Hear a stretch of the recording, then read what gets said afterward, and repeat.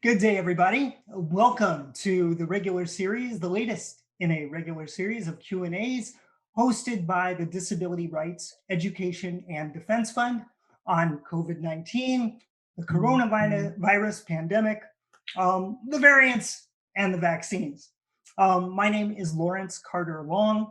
I'm the Director of Communications for the Disability Rights Education and Defense Fund, and I'm beyond thrilled today to introduce our presenter, Chris Egusa. Now, Chris is a freelance radio producer and reporter.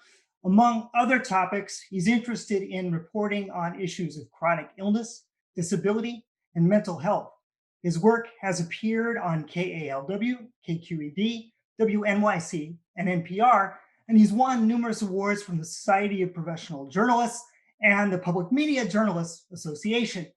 Before making his way to radio, Chris worked in film production and social impact strategy. He's worked with major nonprofits and corporations on developing campaigns that advance social issues. So welcome to the Q&A, Chris. We're pleased to have you. Yeah, thank you so much, Lawrence. Great to be here, and thank you for having me and inviting me for this opportunity. Sure. So I'm going to pop off for a little bit, but we'll come back for a little Q&A after the formal presentation. Okay, sounds good. Hopefully, it won't be too formal, but we'll get into it. So yeah, thank you, Dreda, for having me, and yeah, hello to anyone watching. It's yeah, exciting to be here, and I'll just give a little introduction about myself. Um, I am, as Lawrence said, freelance radio producer and reporter. Right now, I'm working mostly with KALW Public Radio in San Francisco. And, you know, my background, I have varied background, and I kind of try and bring, you know, all the different experiences that I have to my work now. But I have spent time as a consultant working with nonprofits, foundations, and corporations to create programs and campaigns that advance social issues.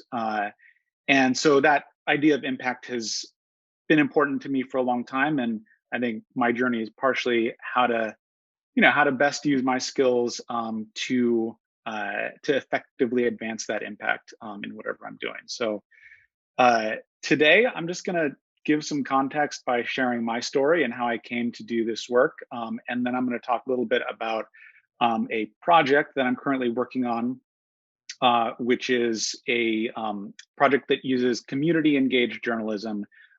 And I'm reporting specifically on the disabled community. So I will get to that in the second half. So, my story and the subtitle here is kind of what motivates me or what has brought me to this work. Um, I started my career, I guess, in undergrad studying film. You know, I think I've always been drawn to storytelling in some way or another, and so I did film and video production for a couple years, and through a series of twists that I will not bore you with, I ended up kind of changing course and going to grad school for marketing. And while there, I went to grad school in Chicago, and while in grad school, I found myself really drawn to the social sector and trying to find ways to use whatever skills I had to create impact.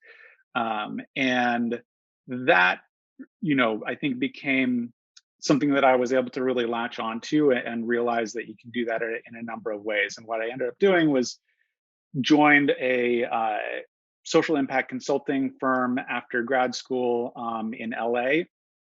And I did that for a number of years and worked with, you know, on a number of projects. I mean, the company was called Good, and one of the projects was the Dick's Sporting Goods Foundation. We helped create a program to raise money for underfunded youth sports, and you know that type of work. It felt really fulfilling, but at the same time, it was also very stressful. And I was like feeling pretty removed from my creative works, my creative roots. I was doing a lot of PowerPoint presentations and Excel spreadsheets, and nothing against those at all. But I had kind of fallen in love with storytelling originally, and kind of making tangible things I realized was really important to me personally. And the kind of parallel narrative that was going on at the same time is that my whole life I had been totally able-bodied, and hadn't really didn't really have contact with the disabled community too much here and there. But while I was at Good, I had a good friend and colleague who was very involved in the disability rights movement and community, and was an advocate. And they really, I started getting more interested in the subject. And I just remember one thing that they said to me one time. We were just having a really kind of intimate chat, and we're talking about able-bodied versus disabled, and they said we're all temporarily able-bodied. That it is it's not an either or. It's at some point in your life or another, anyone can become disabled, and it's just something that stuck with me. That there really is no difference in terms of who people are. So fast forward to 2017, and I had been having some chronic pain issues for a couple of years, but they were always manageable. It was just a discomfort and an annoyance. I kind of head down, power through, toughed it out. But yeah, in 2017, it started getting a lot worse, and I actually left my job to go freelance so that I could better control my own schedule. And then at a certain point, I had to actually start turning down projects due to my symptoms, and that was started becoming really concerning for me. Uh, and so things kind of got worse, and I went through the whole trying to navigate the medical labyrinth of different specialists and referrals, and that I'm sure many people are familiar with. And it's a very draining and emotionally taxing process, and so it often is slow, and it was for me. I did finally end up getting a diagnosis, with an inflammatory condition that affects the spine, and uh, it was both scary and also relieving to have that diagnosis. But it also meant hopefully there were some options for me. But my condition actually and mobility actually did get worse, a lot worse before it got better.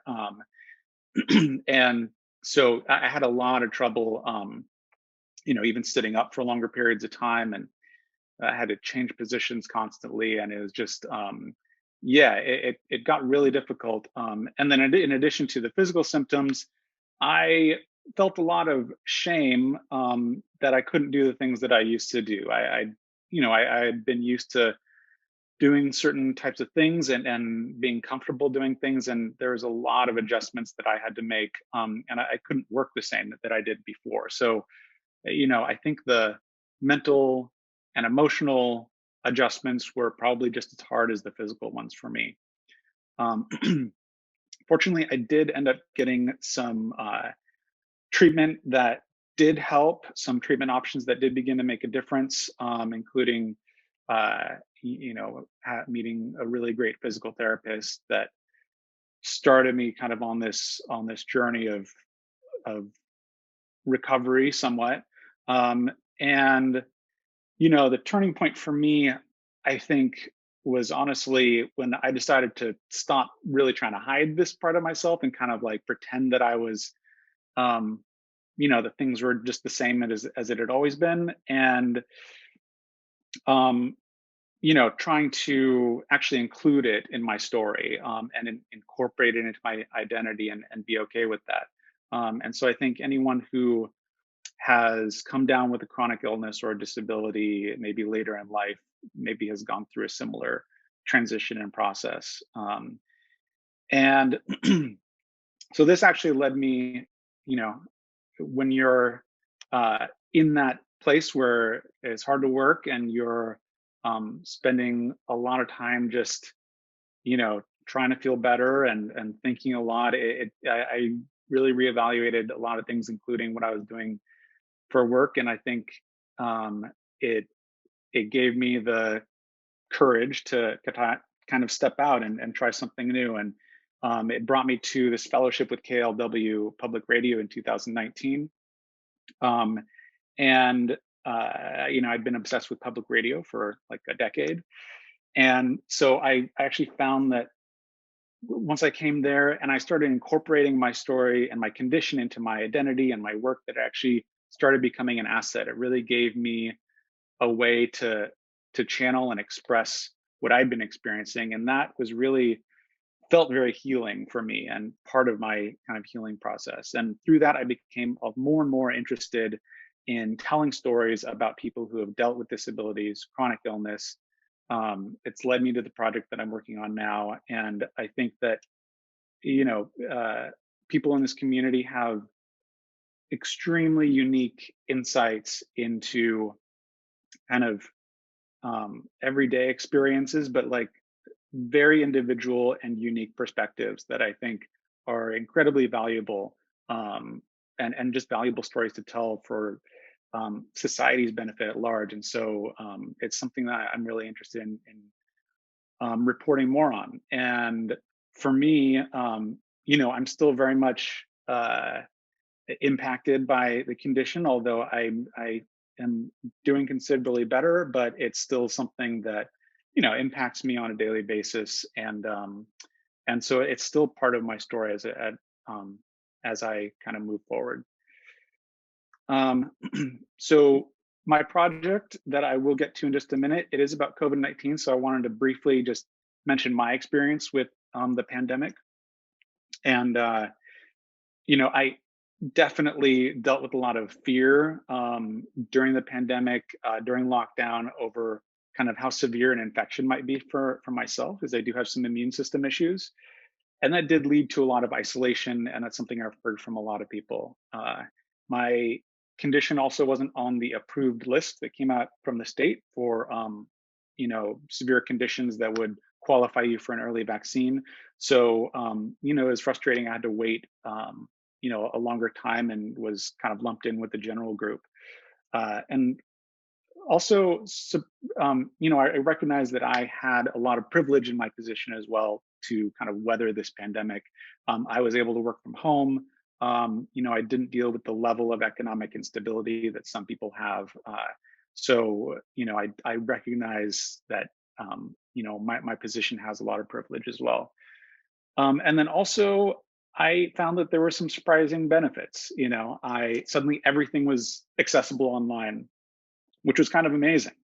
Uh, there was like no stigma in joining remotely because everyone has to join remotely to anything. And this actually fellowship that I'm currently a part of, I normally would have had to travel across the state and stay somewhere, and all of that is really difficult for me. And so the fact that I was able to participate from home meant that I was able to be more engaged. I was, comfortable, and it was really great. So I don't know if anyone else had that experience, but there are some little benefits that were really interesting to see. Um, and yeah, just this experience that I've had in the pandemic, my thoughts have been a lot on other people with chronic conditions or with disabilities who, what their experiences have been. And I know that there have been some severe inequities and health disparities with this community. So it's something I want to look into more. That brings me to this project that I'm working on right now, which is really about COVID-19 and disability. um, so it's basically it's an audio series that will be airing on KALW Public Radio in San Francisco. It's going to be a 3-part audio series, so 3 different episodes. And the broad category, or the broad description, is that it's going to be looking at the disproportionate effects of COVID-19 that COVID-19 has had on the disabled community, and what efforts are being taken to address systemic issues. It is very broad. I have some kind of specific topics for each episode, but at this point, I am still very much like wanting to listen to and hear people's stories, because I'm hoping that this will be a series that we will be able to continue after this. And the work is actually being made possible through this fellowship that I'm in through USC's Annenberg Center for Health Journalism. And it's an amazing program. We went through kind of a whole week of learning about health journalism and health disparities. And so it's been kind of a really amazing process working with them and helping to bring this to life. So I want to talk briefly about engaged journalism, specifically community engaged journalism, which I think is the title of this uh, talk. And uh, basically, the this has been the approach that we're taking with this project, and it's been I'm a little, I guess, I'm a bit new to it, and it's been just incredible. It's so engaged journalism is about including the community you're reporting on in the reporting process itself.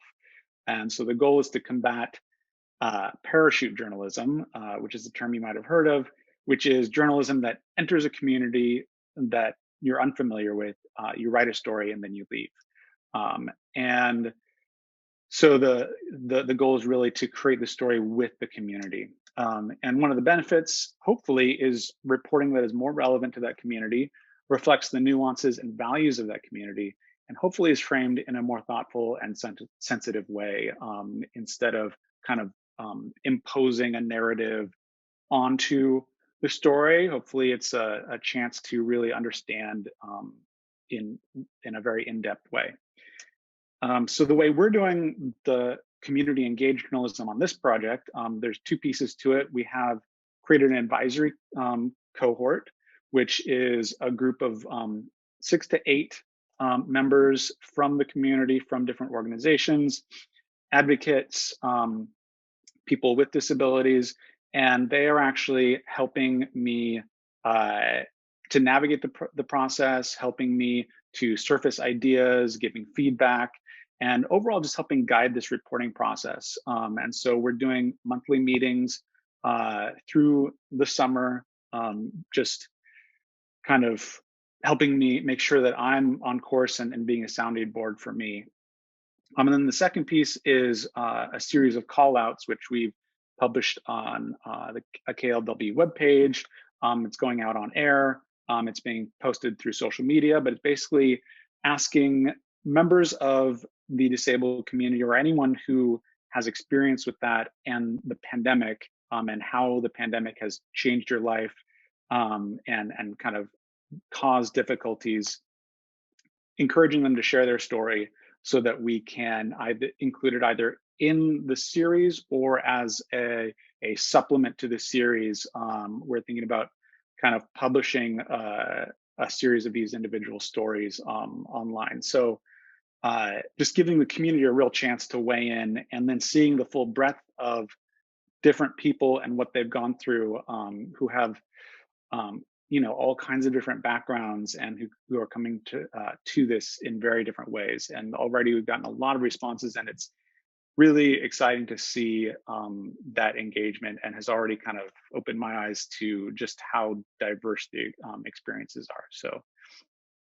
Um, so some of the themes, I'm going to kind of skip through this, I think, because we might be running a little low on time, but uh, so in talking with a lot of people, doing interviews, some of the themes that I've heard is a lot of fear from the community during the pandemic about things like medical rationing, people delaying medical care because of fear of going in to see their physicians or care providers.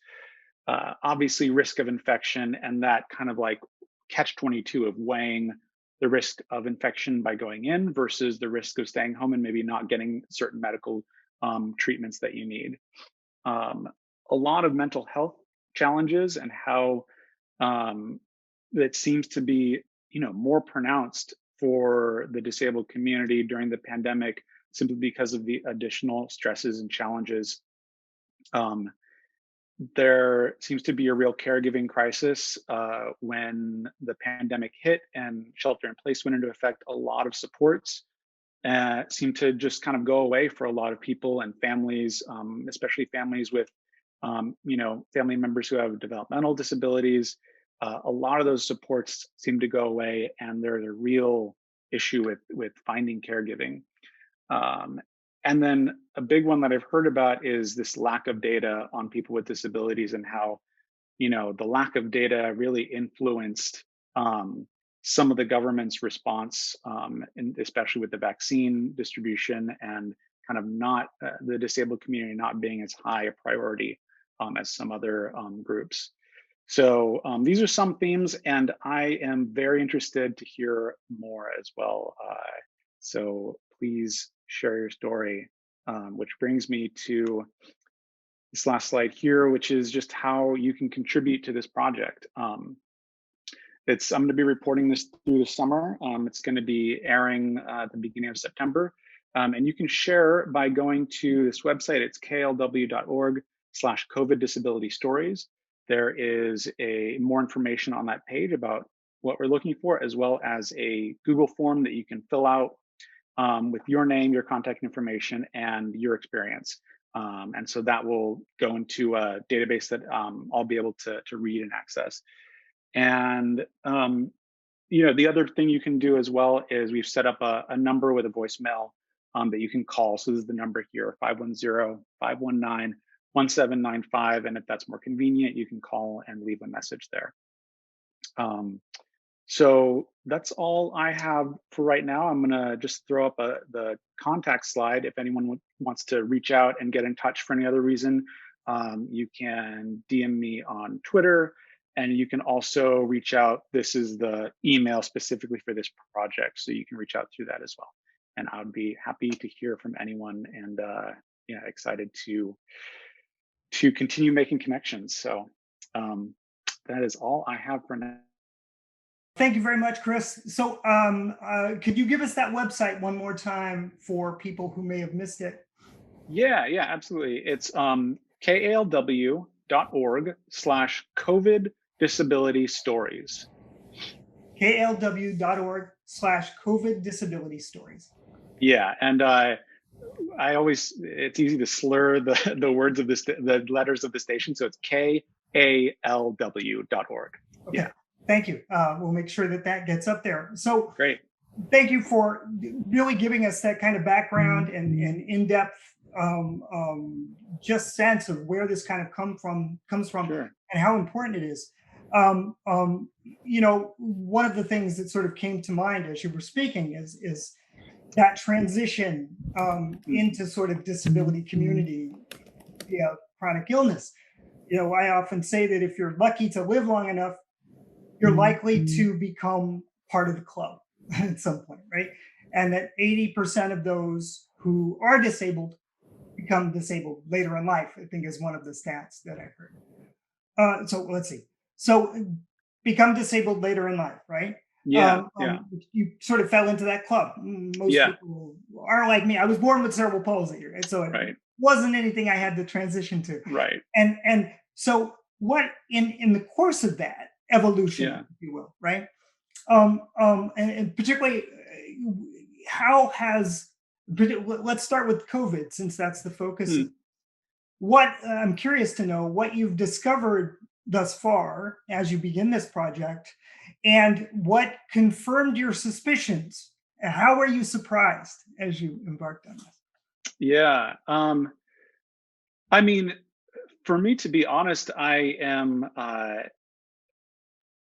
So I'm coming to this world really with kind of a beginner's mindset. I think I spent a couple years really trying to just grapple with my own kind of condition in a immediate kind of medical and physical sense, and have become more aware, especially more recently, about all the political dynamics, the economic dynamics, kind of how disability fits in with our societal structures and systems. So a lot of it has been kind of a discovery process for me.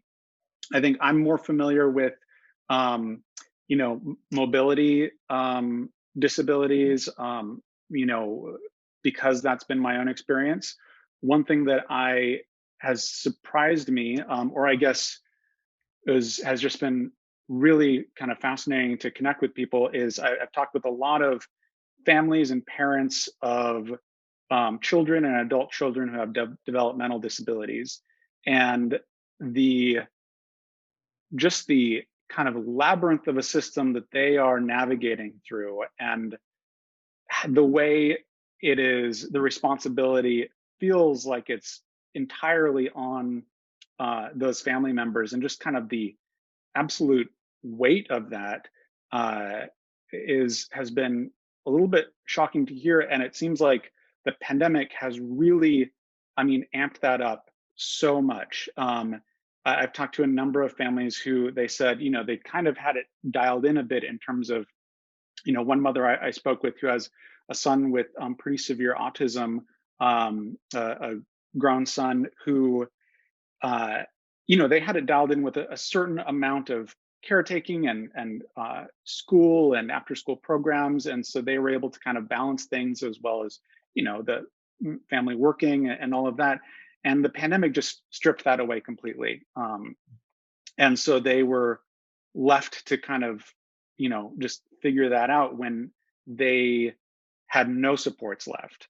And so I've been hearing a lot about just how the caretaking situation has been such a struggle for some of these families, because uh, it's very difficult to find caretakers who are able to meet the specific needs of individuals. Everyone is complete individual person with different needs, and so it's just been I talked to one woman who they went through 4 different caretakers during the pandemic before they found someone who was able to kind of be more reliable and stay longer term.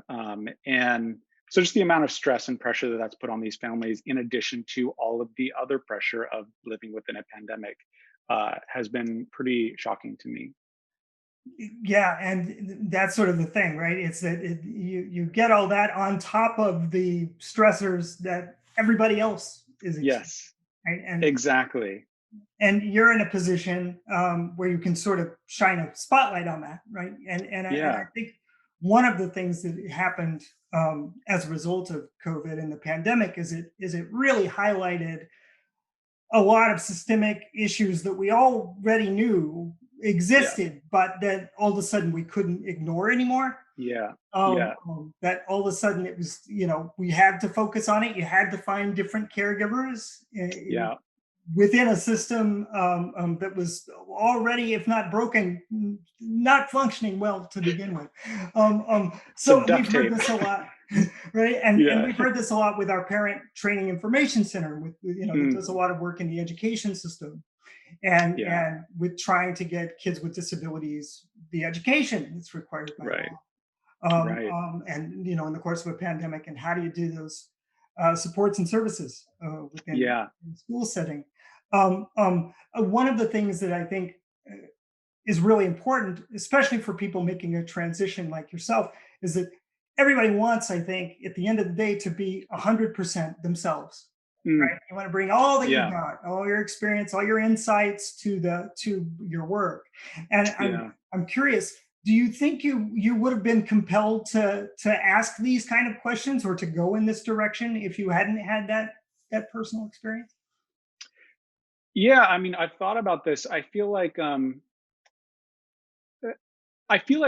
yes, I would have, but not to this extent, and I would not have had the level of kind of insight and hopefully empathy that I think um, has led me down this path to the extent that I have.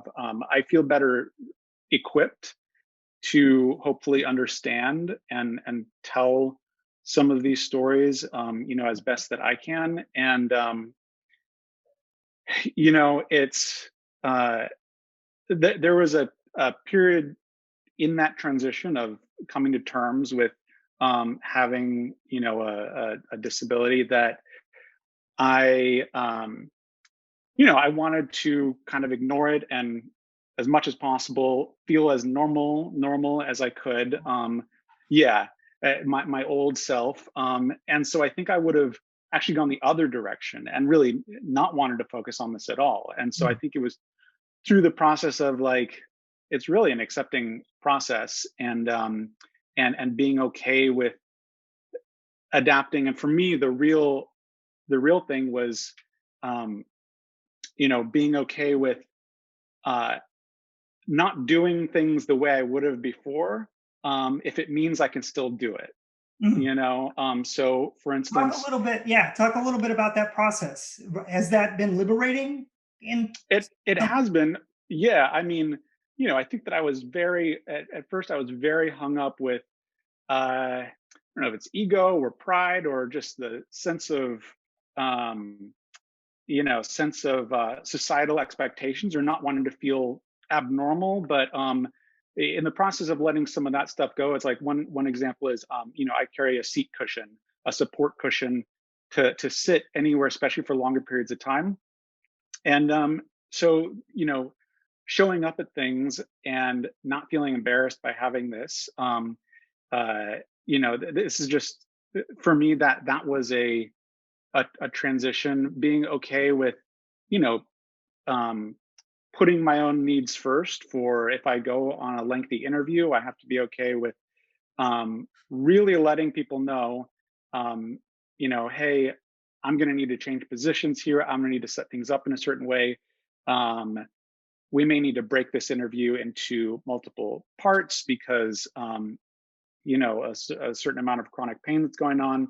um, and so just being able to be upfront with some of that stuff, and kind of let some of the ego go, I think has been really liberating. And it also has shown me like it's not that bad. Like the worst thing would be to not do that thing I want to do because of some of that fear. So yeah, I do feel like a lot of that uh, has, um, once I started to do that, I became less trying to push away some of these subjects and became a lot more interested in diving in and understanding it better.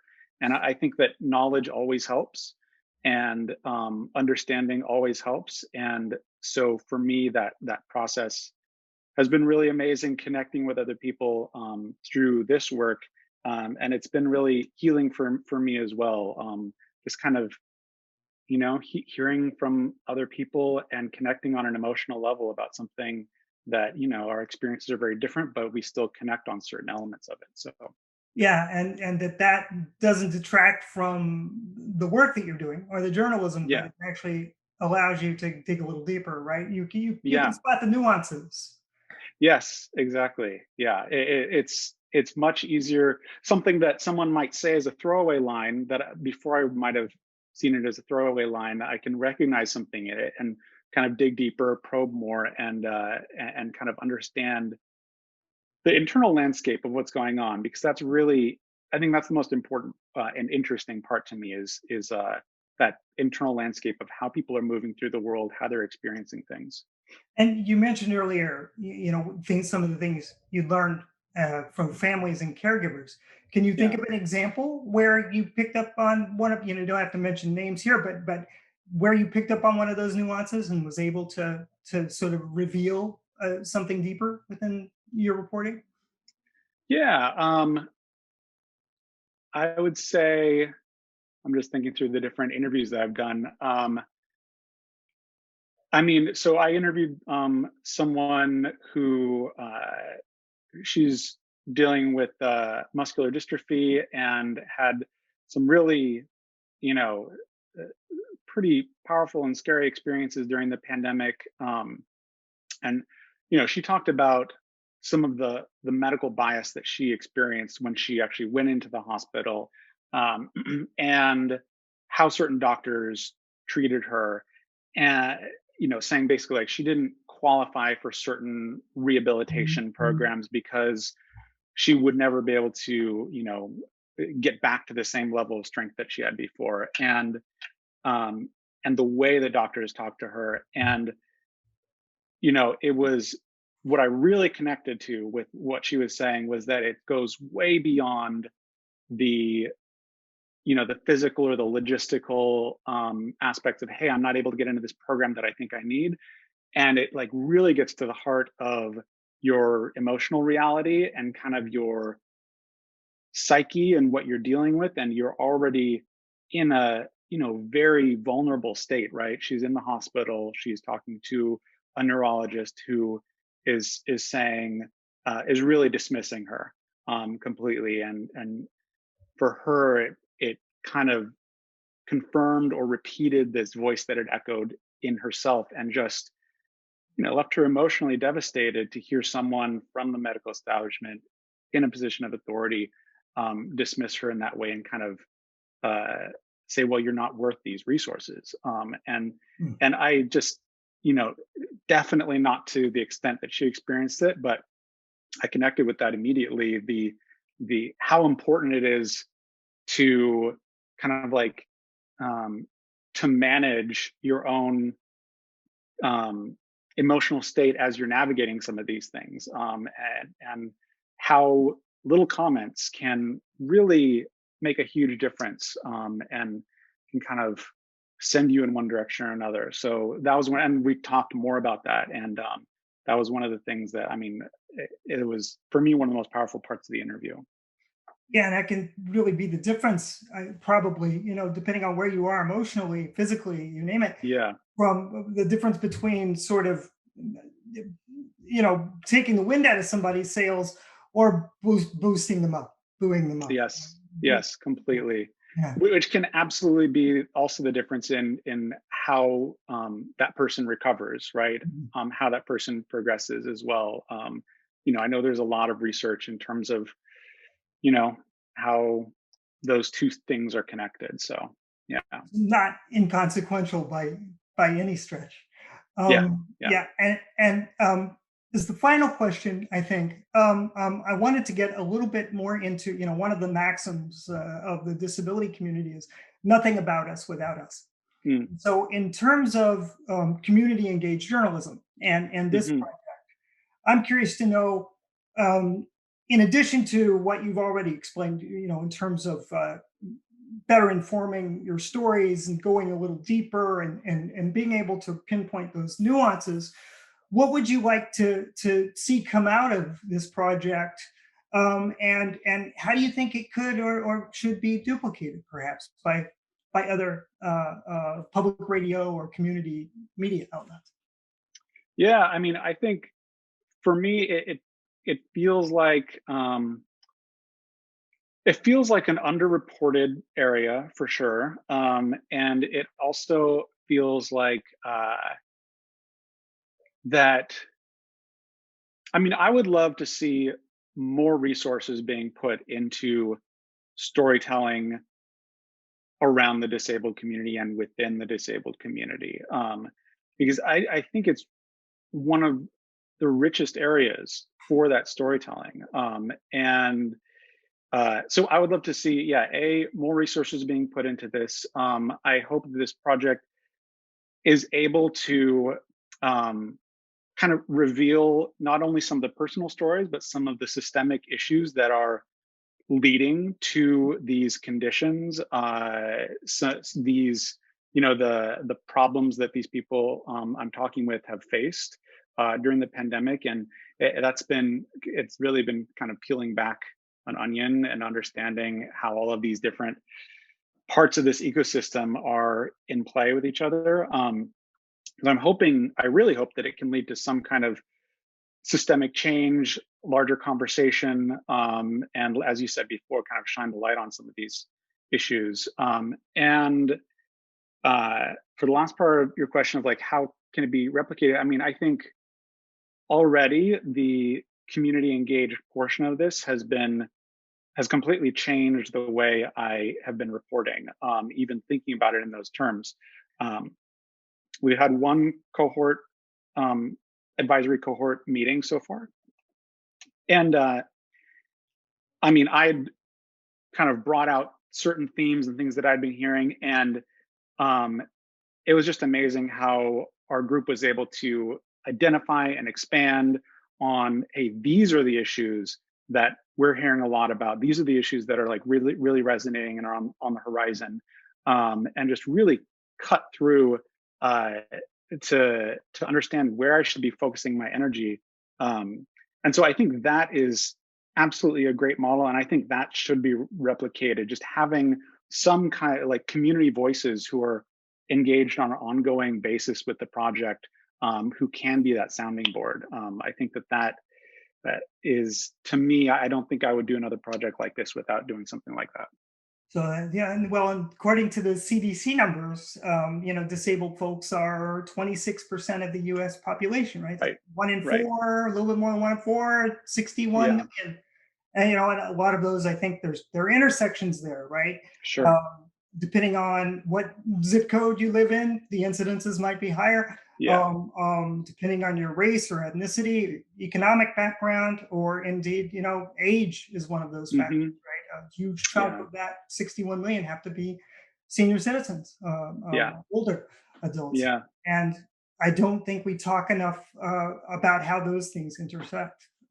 Yes, absolutely. Yeah, and that's, I think, the other part of this, that's been really revealing is we know that there are health disparities, especially in the pandemic, between different racial groups, different age groups.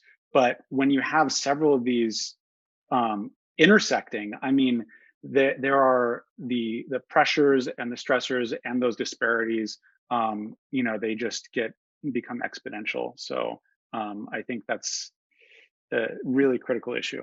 Yeah, so they add up, and that Mhm. contributes to all of these factors in and of itself, right? Yes, Make it, I think, exactly, more important um, exactly. to get the kind of attention you're giving. Do you have a sense of when we can expect the first episode of the series? What's your target date? Yeah. So it should be, I believe it's the first or second week in September. Don't want to give an exact date because these things can Yeah. always move around a little bit, but it should be towards the beginning of September. So that would people can kind of keep it on the radar. So it's Hmm. kalw.org, Hmm. and Yep. it's COVID disability stories. Yes. Yeah. That's the web page to submit your story and fill out a Google form. The stories themselves will be airing on our KLW's weekly program called Cross Currents. And so when it does air, you'll be able to listen to it on Cross Currents on 91.7 KALW. It'll also be on the Cross Currents podcast, which you can access through Apple Podcast, Spotify, whatever podcast platform you use. And it will also be on the KALW homepage during that week. So a lot of ways to access it. Wonderful. And for those wanting to sort of find that information sort of quickly and easily, I know we sent it out using that hashtag earlier this week, Yeah. right? So COVID disability stories. You can go to Twitter and you can find it using that as well. Yes, exactly. Okay. All right. Well, thank you, Chris. We really appreciate it. I think y'all are doing great work, and we look forward to hearing the piece once with the series once it's released. Yeah. Thank you so much for having me. I appreciate the opportunity. It was great talking with you. And thank you, Brandon, for doing the ASL. Yes. Thank you.